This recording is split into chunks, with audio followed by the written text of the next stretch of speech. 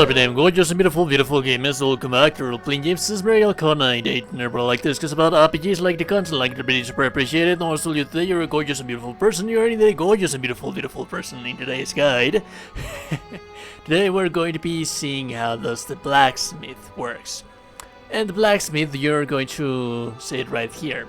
So this is the kind of little village that we have right here. Eventually you will get to this point. This is where you will, most of the time, will be spawning. And if you go down here, very close by, you'll see the blacksmith right here. She will be available at chapter 2, at some point of chapter 2, I do believe, if my memory serves me well.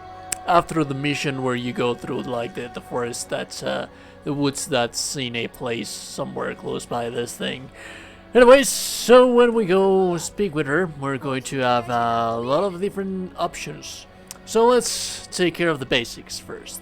The upgrade system for this game, like I have already told you in a previous video, I really like it.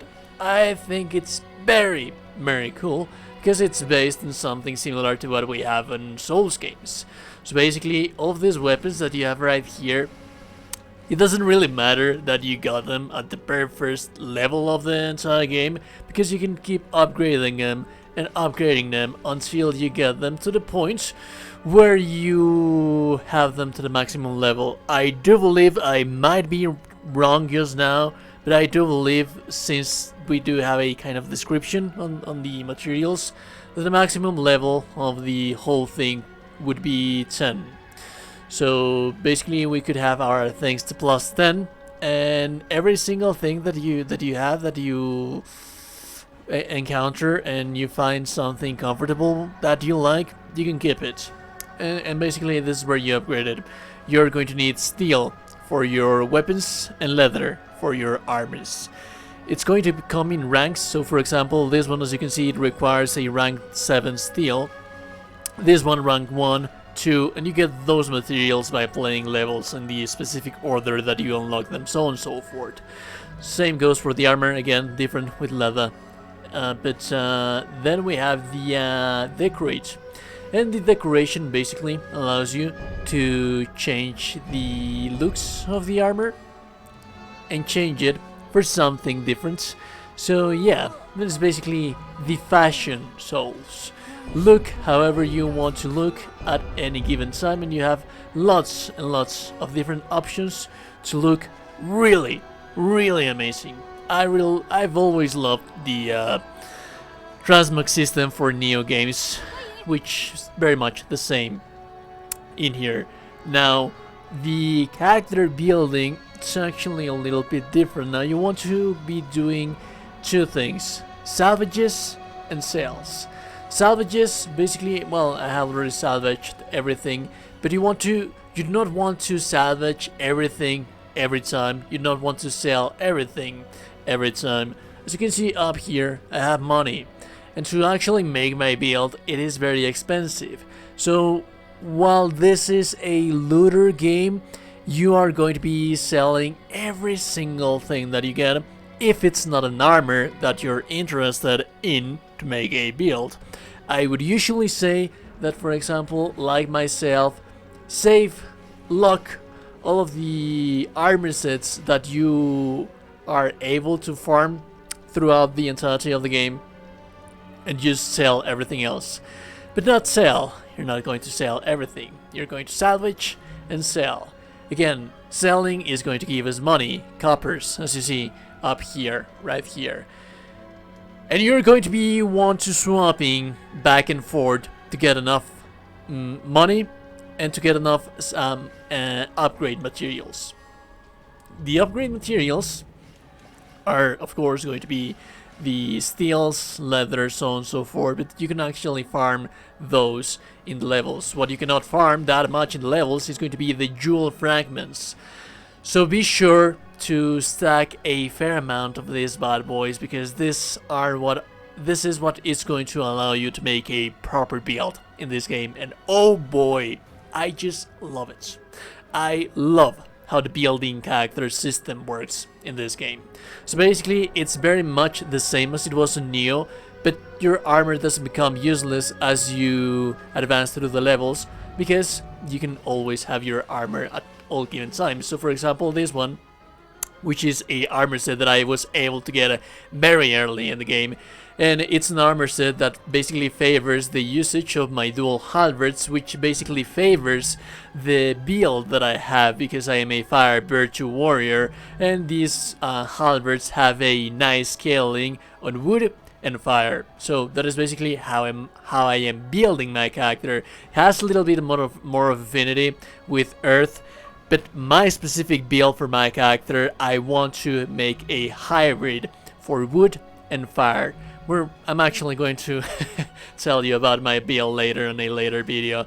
But for now, when we go to embedment, this is where it gets interesting. This is where you can change the special effects of your character. So my character, I am building it towards fire and lightning damage, and lots and lots and lots of hyper armor. As you can see right here, I have shock accumulation enemies, positive effect duration, and burns accumulation on enemies, and those are the skills that I want to have. Do have in mind that if I, for example, first you have to get rid of all of the things that you have in here, and then once you have rid of all of that, you will be able to place all of this kind of stuff that you have right here. Do have in mind that I have as many as this because I have been farming like a maniac, and I have so many things for my characters and for my builds. But these little special effects that you have right here, you will get them by salvaging gear that has those effects upon those armors. So for example, when you find a very rare armor that you want to use that specific skill that the armor has, you can come here and salvage it, and that is going to be more than enough for you to be able to place that skill into different armors. So basically, like I told you, you're going to have to remove all of that stuff. And as you can see, I have 118, 50, 124 coppers right there.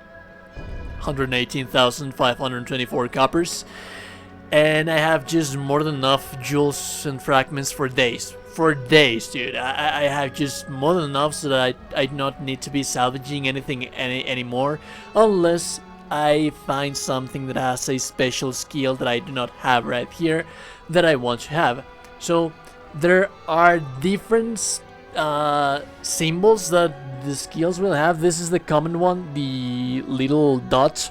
You're going to be able to place as much as you want for this, but for the special ones, these little symbols, these different symbols, you're only going to be able to have one per armor. So you want to be very clear about what is it that you want to place, depending on like the stuff that you will be able to place. So for example, I have the damage amplification, increased damage taken from enemy attacks upon critical blows. So yeah, I really do not want that. What I do want for my build, this specific build, which I am building it that way, that I told you before, as you can see, these ones right here, this I want them because they increase the burning and the accumulation on the enemies for my status build up. And like I told you before, this build should be for fire and lightning. Thankfully enough, I can place all of those. Now I need to decide which kind of special effects do I want to take. Usually I go for DPS, so we have damage dealt, but you have many different things in here that are really going to help you, like for example element imbued weapon damage. That is very useful. Damage to enemies with shock. I would very much like to use this one, but it would compel me to use just one lightning instead of the fire that I do want to be using. So for this, I really advise for you to use something more general, like for example fatal strike damage. That's actually quite nice.